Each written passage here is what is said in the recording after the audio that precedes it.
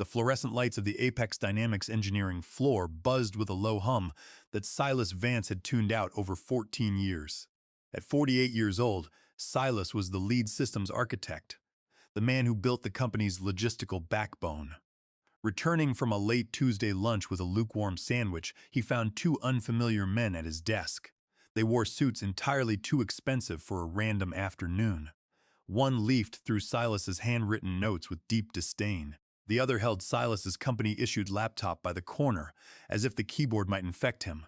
Silas did not ask questions. He simply stopped at the edge of his cubicle and watched. The man with the thinner tie stated coldly that they had received instructions from Chief Operating Officer Donovan Thorne to collect all company assets. He declared Silas's position superfluous and revoked his access to the building and internal networks immediately. Silas felt a cold knot tighten in his chest, but his expression remained neutral. It was a bizarre claim, as his position was anything but superfluous. Arguing with corporate mercenaries was a waste of breath. Interestingly, they missed something crucial. Silas still had a hidden diagnostic application open on his personal mobile device. It was a root-connected bridge that nobody else in the corporate hierarchy knew existed. Silas gave a slow, deliberate nod and set his sandwich down. He calmly stated he needed to gather his personal effects. The men watched him closely, but they did not stop him as he reached under his desk. He did not grab his coat first.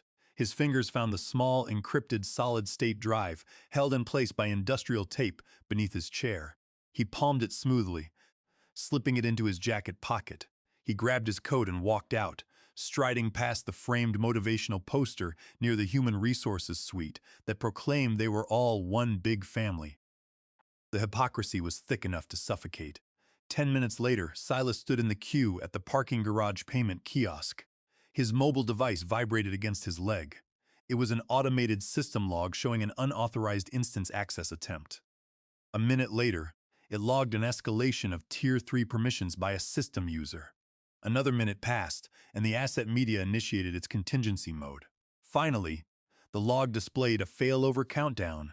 Starting at exactly 7 hours and 21 minutes, Silas looked up at the gray sky above the garage entrance. The parking attendant waved him through the gate without making eye contact. Everything seemed ordinary to the rest of the world. But in Silas's world, everything was unraveling fast. His hidden system, affectionately named Aegis, was never supposed to wake up. It was designed to remain dormant unless someone attempted to forcefully overwrite its foundational code. If someone had acquired high enough permissions to trigger that specific defensive protocol, they were attempting a hostile takeover of the entire infrastructure. The executive team, led by Donovan Thorne, believed they had terminated Silas cleanly, erasing him like a clerical error on a spreadsheet. What they had actually done was trip a deeply buried wire. Silas engineered Aegis to protect the network, from catastrophic tampering, incorporating safeguards that even the most meticulous compliance auditors had never discovered. Because they fired him abruptly, without the mandated 60 days of notice required under the Worker Adjustment and Retraining Notification Act. Title 29 of the United States Code, Section 2101.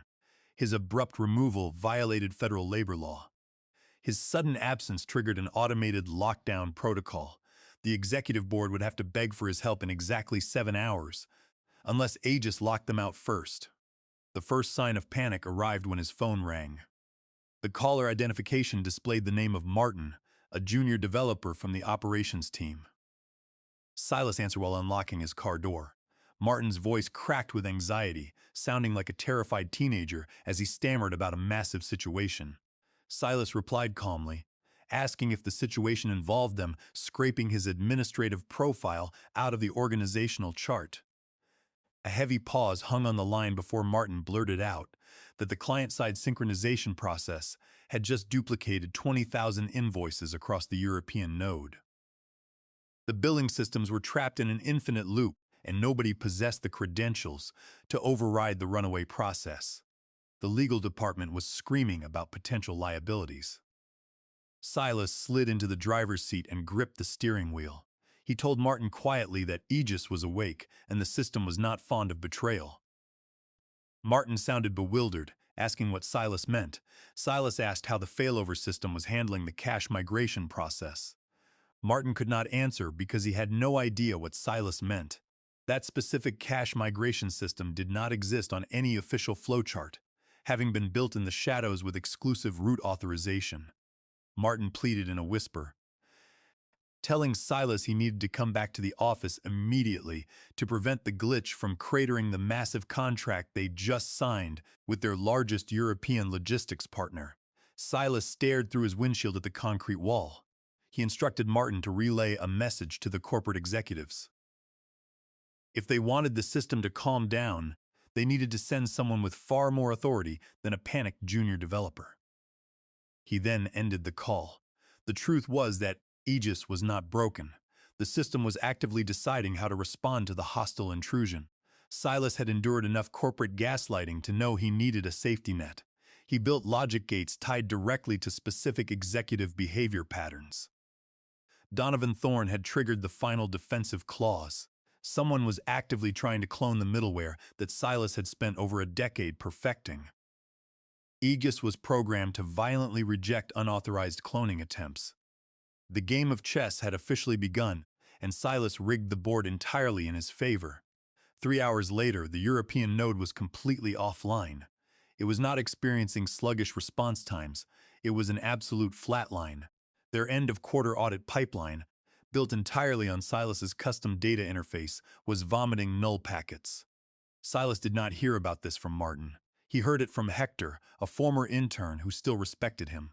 Hector sent a brief encrypted text message stating the executive team was huddled in the war room and Donovan Thorne had just spoken Silas's name like a foul slur.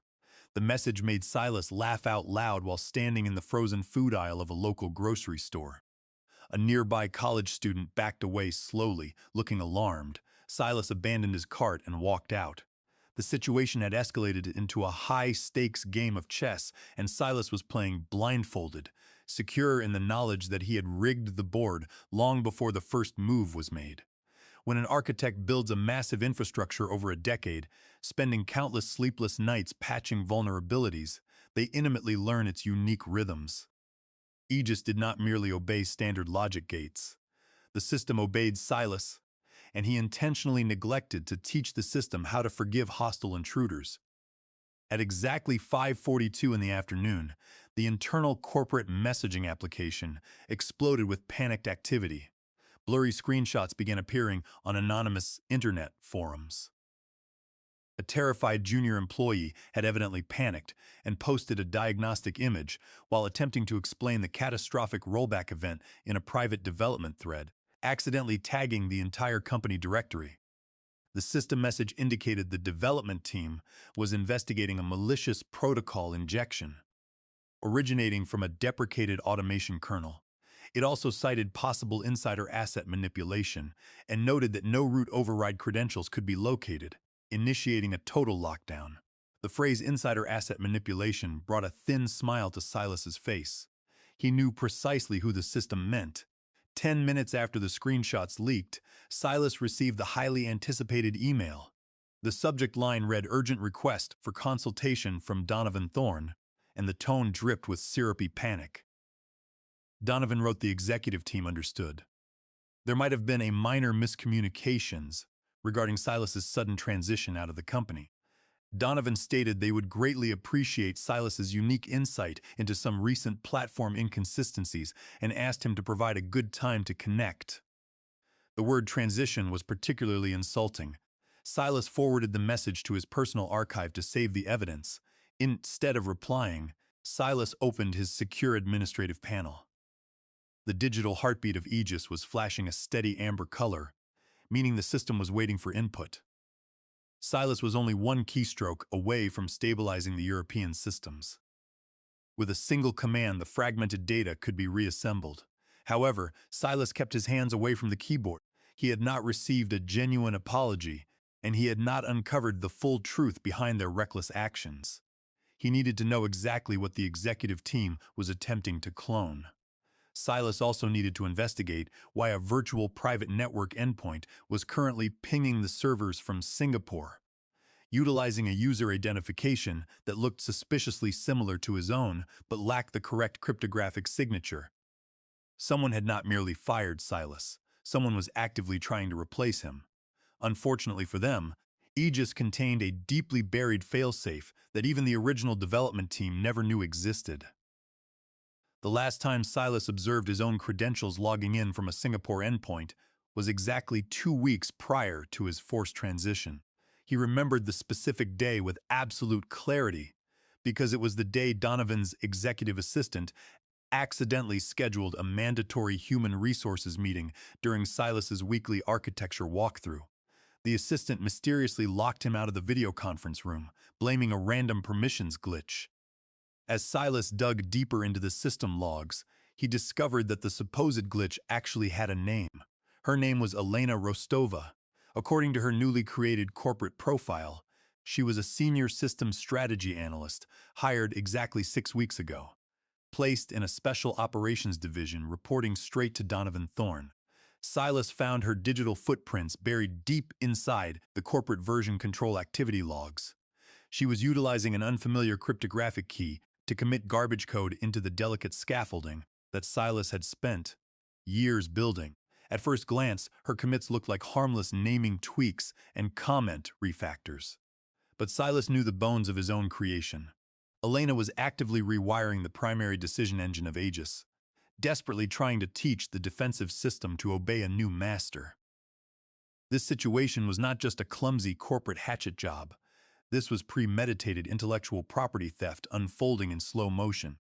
Donovan had not simply eliminated Silas's position. He was orchestrating a blatant violation of federal copyright law, specifically Title 17 of the United States Code, Section 106, by creating unauthorized derivative works of proprietary software. Furthermore, Donovan's actions constituted a severe breach of fiduciary duty, recklessly endangering the company's core assets simply to eliminate a senior employee who refused to be blindly controlled. They almost succeeded in their quiet coup. They would have pulled it off seamlessly if it were not for one critical detail they overlooked. Aegis did not trust strangers. The system was specifically designed to reject new administrators unless Silas personally hand-fed it verified trust tokens. Each token required a precise timestamp, a unique cryptographic key tied to Silas's biometric hash, and his explicit digital signature. Elena attempted to bypass this security measure by submitting a forged authorization token. By engaging in digital forgery, she triggered a silent watchdog protocol. Aegis did not merely reject the forged token. The system logged the attempt, permanently blacklisted her credentials, and began secretly siphoning every single piece of data Elena touched, from her private emails to the audio recordings of her secure video calls. At 13 minutes past 7 in the evening, Silas sat in his apartment eating a disappointing microwave dinner. He stared at his monitor, watching recorded video calls Aegis siphoned from Elena Rostova's compromised machine. The file was arrogantly titled Operation Puppet. The recording showed Donovan Thorne, Elena, and a smug finance executive discussing their master plan to replace Silas and steal his architectural foundation. Silas listened with grim fascination as his name was dissected like a biological specimen. Donovan stated Silas was undeniably brilliant but too inflexible for their future vision. He told the group they did not need the architect, they only needed his system. Elena chimed in, claiming she was almost finished porting Silas's middleware. She assured Donovan that once the clone system was fully live, they would transition Silas out immediately and push a narrative about an early retirement. The finance executive leaned into his camera, mentioning they had already begun reclassifying Silas's substantial invested stock options under a third-quarter adjustment. He chuckled, noting the legal department declared it airtight. They were eagerly spending the massive year-end bonus they systematically stole from him. At 26 minutes past 7, Silas clicked back into his secure administrative panel. The digital heartbeat of Aegis was flashing its steady, expectant amber hue. Silas tapped in a highly privileged command line he had not utilized in over 5 years. The prompt asked for voice confirmation. Silas leaned closely into his microphone and whispered a single, devastating word. Burn. Across 6 global server clusters, Aegis immediately initiated its counteroffensive. The system began quietly poisoning Elena's cloned infrastructure. It scrambled non-essential operational modules, added microscopic latency pings to critical data streams, and slipped phantom error logs into the main processing sequence. Aegis was not finished with its retribution. Silas programmed the system with a final routine he called exposure, designed to ensure everyone in the industry would know exactly what Donovan attempted to do. The executives did not even notice the first wave of the attack. Silas did not simply crash their cloned system in a fiery explosion. He embarrassed it quietly, publicly, and fatally. Aegis systematically intercepted European audit reports, recompiling massive data sets with every single operational timestamp shifted forward by exactly 13 hours. This seemingly minor alteration was enough to completely invalidate half of their fourth quarter financial filings, yet subtle enough not to raise immediate alarms until external compliance began screaming in terror. The suspicious Singapore endpoint remained active, but Aegis forcefully routed its connection through a ghost virtual machine operating deep inside their own corporate firewall. Aegis utilized Elena's forged token to mask the activity, logging the massive access attempt under a file directory designated for Chief Executive Officer review preparation. The most satisfying part of the counteroffensive was when every executive currently in the internal messaging thread received a direct communication from a phantom user. The user profile lacked an avatar and corporate history. It displayed one devastating message, noting it was quite funny how they tried to copy the complex system but completely forgot who built the underlying soul. Donovan managed to delete the phantom message in exactly 3 seconds. Hector had already captured a screenshot of the damning text and immediately forwarded it to half of the engineering staff. By midnight, the panicked executives relocated their war room. The chief technology officer was forced to fly in on a private jet from Boston. Elena Rostova was conspicuously absent. Silas's former engineering team was subjected to intense interrogation by corporate security, treated as if they had collaborated to stage a digital coup. The Human Resources Department frantically distributed desperate reminders regarding strict confidentiality policies, while the legal department drafted a containment memorandum with all the effectiveness of using adhesive tape to seal a catastrophic hull breach. Silas was logged into a private, encrypted live stream he established months ago for diagnostic purposes, watching the chaos unfold in real time. At exactly 3 minutes past 1 in the morning, Aegis dropped the final digital weapon. The internal system detected the final integration of Elena's cloned middleware. Aegis instantly declared the entire fork compromised. In a matter of milliseconds, the system systematically replaced nearly 1,500 lines of critical operational code with automatically generated nonsensical text. It then aggressively pushed the heavily corrupted clone directly to the live production environment. Elena's cloned system went viral in the worst possible way. It began violently glitching, looping endlessly, and spitting out critical logistical logic resembling the ramblings of a drunken fortune teller. One major client's financial dashboard proudly displayed their net quarterly revenue as infinite shrimp. Another logistics partner received a system confidence score stating that humanity was doomed. All of these catastrophic errors were cryptographically signed with Elena's forged token, broadcast permanently through her official commit history, completely traceable, precisely timestamped, and entirely irrevocable. At 27 minutes past 1 in the morning, Silas's phone began to ring. It was Donovan Thorne. Silas let the phone ring twice before casually answering the call. Donovan's voice was thick with utter desperation, demanding to know what Silas thought he was doing. Silas calmly cut him off mid-sentence. He instructed Donovan not to worry, clarifying that this catastrophic failure was not an act of vengeance. Donovan paused, his breath hitching, and asked what it was. Silas simply stated that it was undeniable proof. While Donovan sputtered on the line, Silas silently transmitted the video recording of the Operation Puppet meeting directly to Donovan's personal device. Silas waited, listening to the sharp inhale of breath, the sound of a heavy chair scraping against the floor, and a single whispered expletive. Silas then ended the call. By the time dawn broke over the city skyline, the damning headlines sprouted across major technology news websites like Black Mold in a poorly ventilated boardroom. The articles were devastatingly concise. One headline read that a prominent executive was accused of cloning a proprietary logistics system without consent. Another stated a whistleblower revealed secret surveillance tactics deployed by tech firm executives. A third article questioned if the ongoing crisis was an artificial intelligence sabotage event or an attempted executive coup, referring to it as the Silas Vance Protocol. Silas had not personally leaked the story to the hungry press. Aegis did the dirty work through a complex dead man switch Silas built years ago on a drunken dare. The automated switch was programmed to trigger only if Silas was forcefully removed from all internal networks, and if a distinctly cloned digital signature attempted to execute highly privileged logic. Aegis seamlessly packaged the encrypted evidence and transmitted it securely to 3 specific investigative reporters. One recipient was a disgruntled former employee from the legal department who despised Donovan Thorne.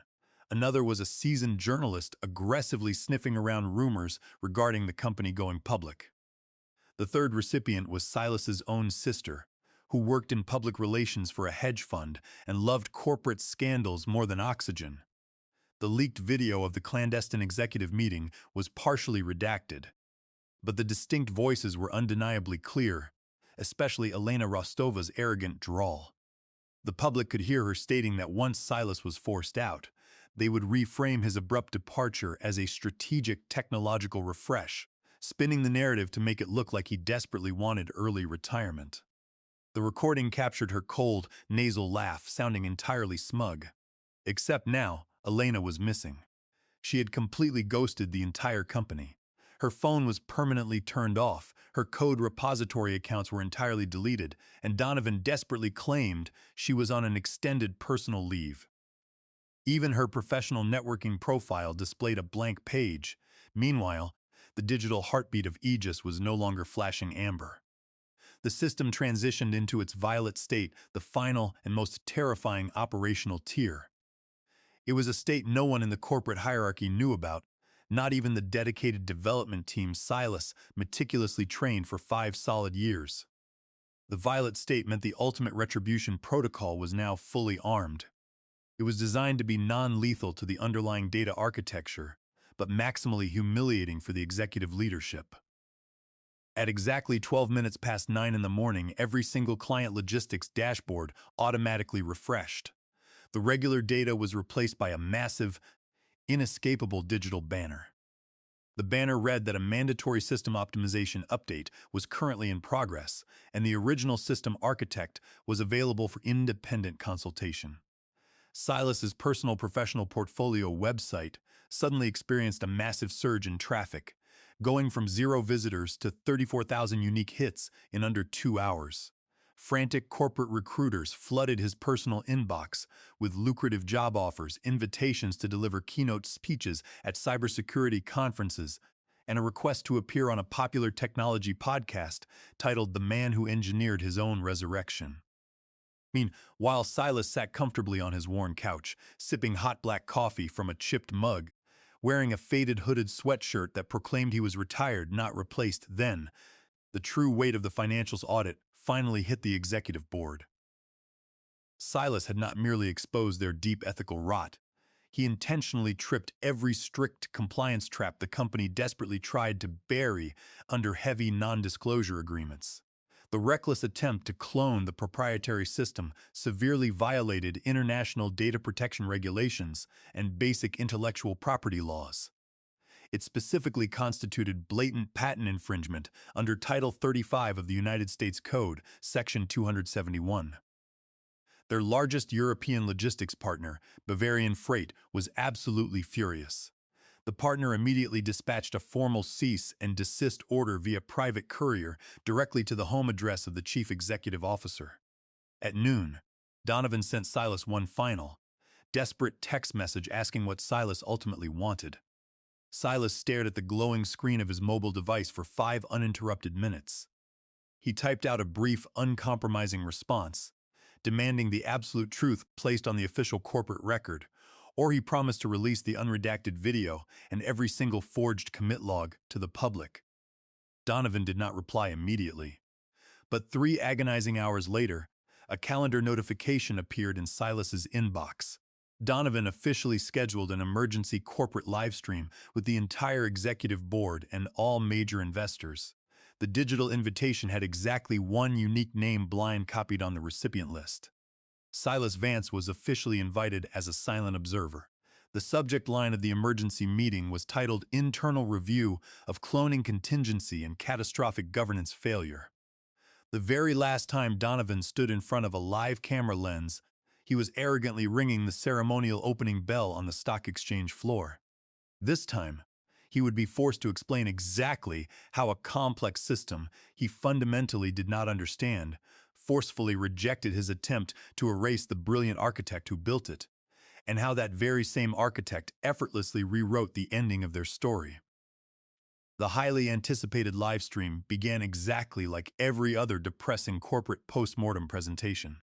The screen filled with stiff executives wearing expensive suits, offering heavily watered-down apologies, and deploying enough meaningless corporate buzzwords to choke a comprehensive dictionary. However, this time, the captive audience was not merely a group of bored venture capitalists.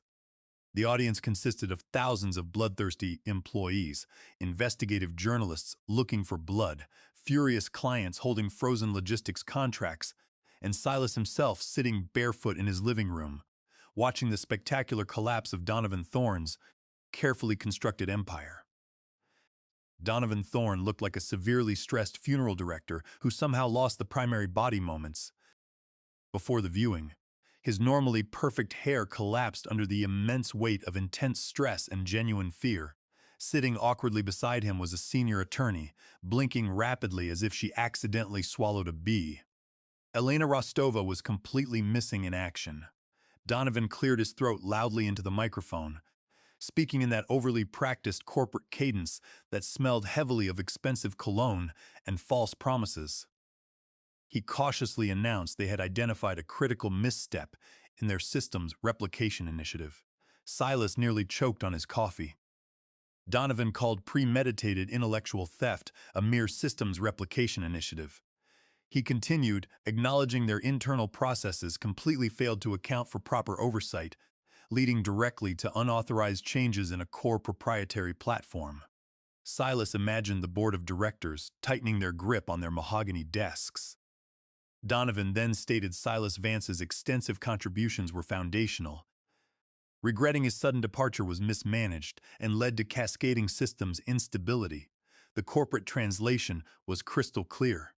They tried to screw Silas over, failed miserably, and were now bleeding an astronomical amount of money.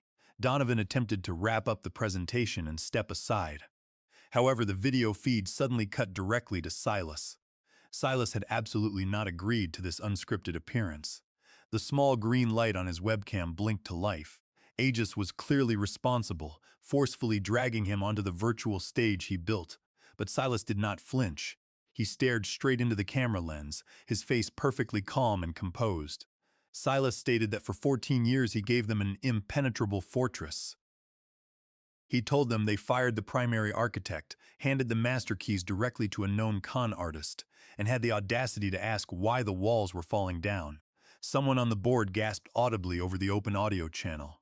Silas continued, his voice unwavering, declaring this catastrophic event was not an accident. This was a premeditated corporate coup. He stated he was erased on purpose because he completely refused to be blindly controlled. He explained Aegis did not malfunction. It simply obeyed its prime directive to protect the infrastructure from those who would recklessly weaponize it. Silas looked directly into Donovan's digital window and stated coldly that Donovan attempted to weaponize him. Then, Silas did the truly unthinkable. He calmly clicked the share screen icon and publicly displayed the full contents of the internal conversation logs. He exposed every damning email, private messaging thread, and deeply buried memorandum discussing the illicit plan to replace him with Elena Rostova. The main directory folder was explicitly titled Operation Puppet. The live chat exploded with furious messages from employees and investors. Donovan desperately tried to talk over the chaos, but Silas utilized his administrative privileges to completely mute Donovan's microphone. Silas ended his broadcast, telling the board they built a massive company on complex code they never bothered to understand, trying to clone the intellectual brain but completely forgetting it had a defensive spine. Then, Silas abruptly logged off the stream. His personal inbox blew up in mere seconds, flooded with frantic apologies, lucrative offers, and desperate lawyers. But none of it mattered, because there was still one final card Aegis had not yet played, and the system was patiently waiting for his final whispered command. The very next morning, Silas casually walked into the corporate headquarters as if he still owned the building. Technically, he possessed a valid security badge. The frantic Human Resources Department somehow forgot to revoke his guest consultant credentials, and Aegis quietly reactivated his highest security clearance at precisely 12 minutes past 3 in the morning, slipping him back into the physical system. The security judge simply nodded respectfully. Silas took the private elevator directly to the 16th floor, a level filled with glass walls, fake smiles, and the faint smell of shredded non-disclosure agreements. He did not bother to knock, walking straight into Donovan's expansive corner office like he was still the undisputed boss. Donovan looked up from his desk, pale and utterly defeated. His eyes silently begged for mercy, but his mouth smartly remained completely shut. Silas calmly placed a small, red encrypted flash drive on the pristine desk. The drive was boldly labeled Backup and Trust Media. Silas told Donovan that everything the company lost over the past 48 hours was securely stored on that tiny device. Every single customer node, logistical pipeline, and even the European partner's complicated rebuild protocol were fully restored, perfectly clean and completely stable. Donovan's voice finally croaked out a weak question, asking why Silas was doing this. Silas replied coldly that chaos does not scale effectively, but public humiliation certainly does, and he was completely done with both. Donovan desperately reached for the drive, but Silas slammed his hand down on top of it. Silas stated Donovan would only receive the drive after 3 specific things happened. Donovan nodded slowly, completely broken. Silas demanded Donovan's immediate public resignation, explicitly citing gross executive misconduct. Second, he demanded the full reinstatement of all his unvested stock options made completely retroactive, including his massive year-end bonus. Third, he demanded Elena Rostova's name be permanently scrubbed from corporate history, leaving absolutely no bylines and no code commits. Donovan's shoulders completely collapsed under the sheer weight of his fully deflated ego. He nodded once, agreeing to every term. Silas slowly pushed the red drive across the smooth desk. He then turned and walked out of the office. There was no dramatic security escort, no loud applause, just the slow rhythm of his heavy boots echoing on the polished marble tile. Aegis automatically pinged his mobile device as he exited the glass doors, reporting the primary mission was complete and all threats were neutralized.